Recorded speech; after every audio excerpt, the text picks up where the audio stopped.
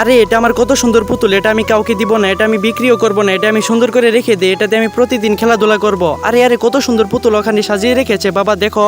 আরে এই পুতুল কিনা যাবে না, এই পুতুলটা ভালো না, না না এটা আমাকে কিনেই দিতে হবে। আরে ওরা এখানে কি বলতেছে, আরে তুমি কি এই পুতুলটা বিক্রি করবে নাকি?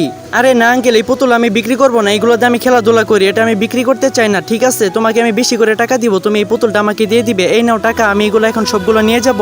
আচ্ছা এগুলো আমি ব্যাগের ভিতরে তাহলে তুলে নেই। আঙ্কেল এইগুলো আপনি নিয়েন না, এগুলোতে আমি খেলাধুলা করি, প্লিজ আঙ্কেল এইগুলো নিয়ে যান না। এই যে নাও, তোমাকে আমি খেলনাগুলো কিনে দিলাম। আচ্ছা ঠিক আছে বাবা, চলো। আরে ইয়ামি, তুই এখানে কাঁদতেছিস কেন বসে বসে? তার আগে গাইস, আপনি যদি আপনার মাকে মন থেকে ভালোবাসেন তাহলে ভিডিওতে লাইক করে চ্যানেলটিকে সাবস্ক্রাইব করে দিন। আর আপনি যদি জীবনে একবার ফুটবল খেলে থাকেন তাহলে কমেন্টে 1 লিখে যান, আর যদি না খেলে থাকেন তাহলে শুধু 2 লিখে যান। ভাইয়া একটা আঙ্কেল আমার সবগুলো খেলনা নিয়ে গেছে। আরে আঙ্কেল আপনি দাঁড়িয়ে যান, এই নিন আপনাকে টাকা দিলাম, এখন আমার বোনের খেলনাগুলো দিয়ে দিন। আর আপনি লাস্টবারের মতো শুনে নিন, আমার বোনের খেলনা কখনো কিনে নেওয়ার চেষ্টা করবেন না, ঠিক আছে? এই যে আমি তোমার খেলনাগুলো নিয়ে নাও। আচ্ছা ভাইয়া ঠিক আছে, তোমাকে অনেক ধন্যবাদ।